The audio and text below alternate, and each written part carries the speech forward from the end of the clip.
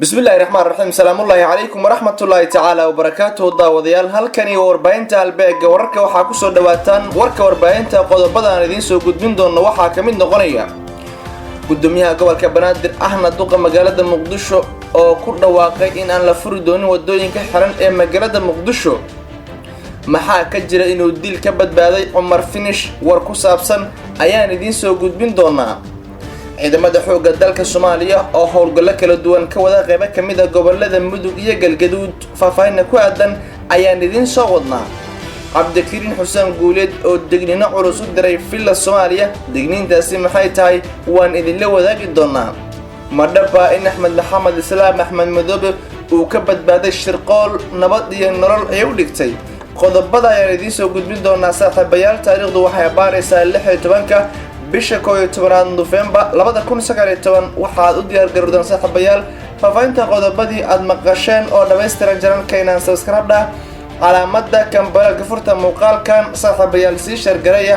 oo la sii wadaaga asxaabtiinaan si uu gaaro saaxiibo fara badan oo wararkeenan u hamuun qaba وهاجي نقول بالله gudoomiyaha gobolka Banaadir Ahmed Duqa magaalada Muqdisho Umar Finish ayaa waxa uu ku dhawaaqay in la furi doonin wadooyinka magaalada Muqdisho waxa sidoo kale jirta in gudoomiyaha gobolka Banaadir uu sheegay inuu ka badbaaday shirqool lagu qaaran jiray kadib markii yimaaday gudoomiyaha gobolka Banaadir xarunta ku shaqeeyo duqa magaalada gudoomiyaha gobolka Banaadir Ahmed Duqa magaalada Muqdisho Umar Finish ayaa markii ugu horeysay meel fagaara ay ka cadeeyay in aan la furi doonin wadooyinka xiran ee magaalada Muqdisho arinta ayaa waxa uu shacabka cod dheer ugu cadeeyay in madaxda dalka ay ka hor yimaadeen qorshaha furista wadooyinka magaalada Muqdisho waxaana uu yiri intii la dhamaan lahaa hal la dhibtoodo shacabka Muqdisho ayaa waxa ay ku dhibaato qabaan xirnaanshaha wadooyinka magaalada Muqdisho waxaan arintaasi ku abuurtay tiiraayo aad u xoogan gudoomiyaha gobolka Banaadir Ahmed Duqa magaalada Muqdisho ayaa waxa uu furista wadooyinka magaalada Muqdisho u magacaabay guddi arintaasi ka shaqeeya hase yeeshee waxa uu culays xoogan kala kulmay madaxda dowladda federaalka Soomaaliya si ka sareysa xaalad amni ayuu sheegay in aan loo furi karin wadooyinka xiran ee magaalada Muqdisho shacabka ayuu ugu baaqay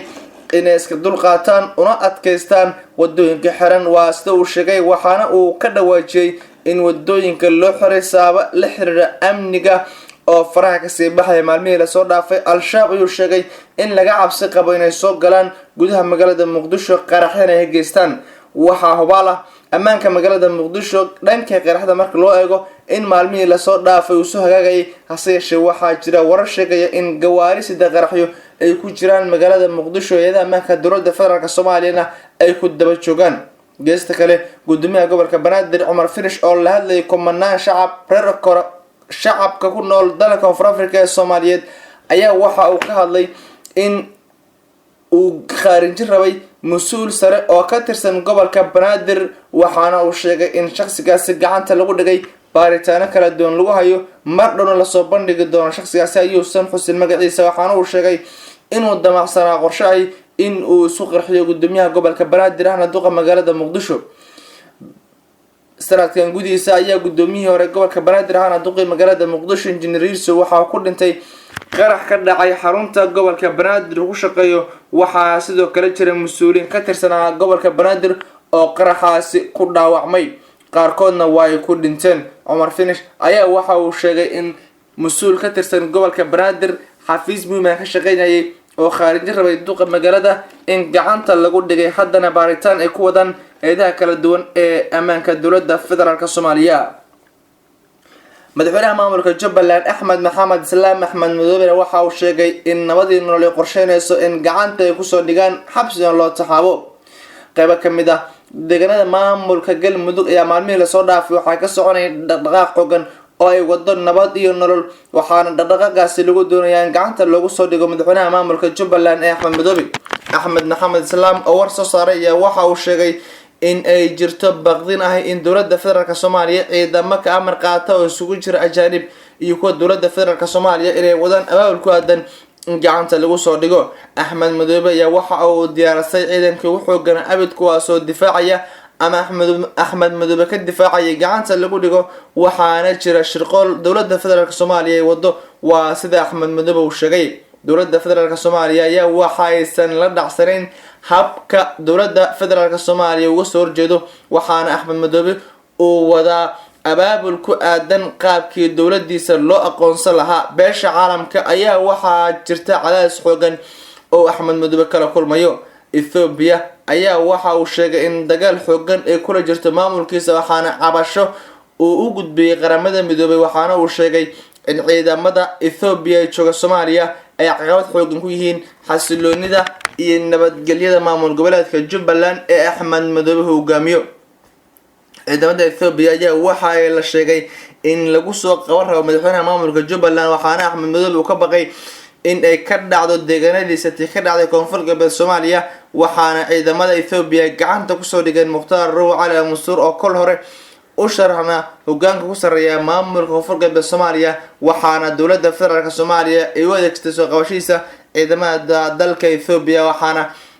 Mukhtaar Robow lagu xiray xabsi ku yaala magaalada Muqdisho, waxaana laga reebay doorashadii uu damacsanaa inuu ka qayb noqdo. waxaana doorashadaasi kusoo baxay Cabdicasiis Xasan Maxamed Laftagareen oo dowladda federaalk Soomaaliya wadatay. hase yeeshee faragelinta dowladda federaalk Soomaaliya ee maamulka Jubbaland ayaa haatan waxay noqotay mid god kusii dhacaysa, waxaana dowladda federaalk Soomaaliya ay ku fashilantay isku dayo fara badan oo ay ku guul daraystay inay ku sameyso maamul goboleedka Jubbaland.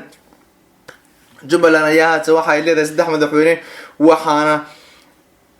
madaxweynaha haatan mucaarad ku aqoonsan yahay madaxweynaha maamulka Jubbaland Axmed Maxamed Salaam Axmed Madoobe. waxaana magaalada Kismaayo ka dhacday xaflad lagu caleemo saaray oo ay ka qayb galeen inta badan madaxda mucaaradka ee ka soo horjeeda dowladda federaalk Soomaaliya. Cabdikariin Xuseen Guuleed, hogaamiyihii hore maamulka Galmudug, ayaa waxa uu fariin u diray madaxda dowladda federaalk Soomaaliya. madaxweynaha reer Soomaaliya Cabdikariin Xuseen Guuleed ayaa waxa uu war-saxaafad ka soo saaray xaaladda dalka iyo khilaafka ka dhexeeya dowladda dhexe ee Soomaaliya iyo madaxda hore dalka soo martay. Cabdikariin Xuseen Guuleed ayaa waxa uu ku baaqay in la tixgeliyo madaxda hore dalka soo martay, waxaana uu sheegay in madaxdaasi ay leeyihiin xushmad gooni ah. Guuleed ayaa sidoo kale waxa uu u diray madaxda dowladda federaalk Soomaaliya in aysan dalka gelin xaalad dagaal, waxaana uu sheegay in khilaafka siyaasadeed ee haatan ka jira Soomaaliya uu u horseedi karo in dalku jahwareer kale uu galo. Cabdikariin Xuseen Guuleed ayaa hadalkiisa waxa uu ku soo aaday xilli uu jiro khilaaf xoogan ee u dhexeeya dowladda federaalk Soomaaliya iyo madaxda hore dalka soo martay, gaar ahaan Shariif Sheekh Axmed iyo madaxweyne Farmaajo. ayaa maalmihii la soo dhaafay waxay hawada isku marinayeen erayo aanan caadi ahayn, waxaana Shariif uu sheegay in dalkani dagaal uu gelin doono haddii qaabka Farmaajo wax ku wado uusan wax ka bedelin. hadal ka soo yeeray kadib markii laga celiyay garoonka diyaaradaha magaalada Muqdisho, Sheekh Shariif Sheekh Axmed ayaa waxa uu sheegay in magaalada Muqdisho Farmaajo iyo saaxiibadiisa dagaal uu kaga saari doono, waxaana tusaale u soo qaatay in shabaab Mooryan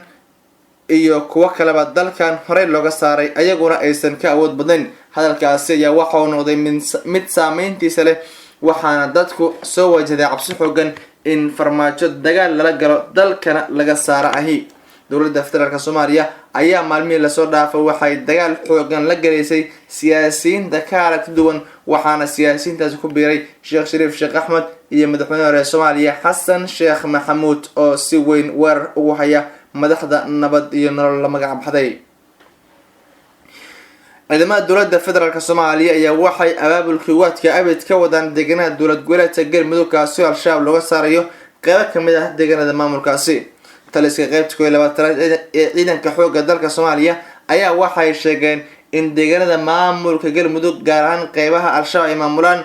ay weerar ku qaadi doonaan, waxaana ay sheegeen in al-shabaab deegaanadaasi laga saari doono. al-shabaab ayaa deegaanada Galmudug, gaar ahaan gobolada Mudug iyo Galguduud, waxay kaga sugan yihiin goobo fara badan oo istiraatiiji ah, waxaana ay sheegeen ciidanka xoogga dalka in deegaanadaasi dhawaan gacanta ay kusoo dhigi doonaan. hadalkan kasoo yeeray taliska ciidanka xoogga dalka Soomaaliya qaybta 12 ayaa waxa uu ku soo aadiyay iyadoo dalku uu ku jiro xaalad aad u cakiran, gaar ahaan deegaanada Galmudug ayaa waxaa mar dhow la qorsheynayaa inay ka dhacdo doorashada madaxweynaha maamulka Galmudug, waxaana talisku sheegay ama dowladda federaalk Soomaaliya uu ka dalbaday in laga gacan siiyo in al-shabaab laga saaro deegaanada ay ka maamulaan gobolada dalka Soomaaliya. al-shabaab ayaa waxay gacanta ku hayaan degmooyin muhiim ah oo ku yaala gobolada Mudug iyo Galgaduud, waxaana maamulka Galmudug marar fara badan ay ku soo celceliyeen in al-shabaab deegaanadaasi laga saarayo walow aysan jirin tallaabo muuqata oo horey loo qaaday. gudaha warkii ka daawanayseen warbaahinta halbeega wararka intaasi ayaan kusoo koobayay nabadgelyo.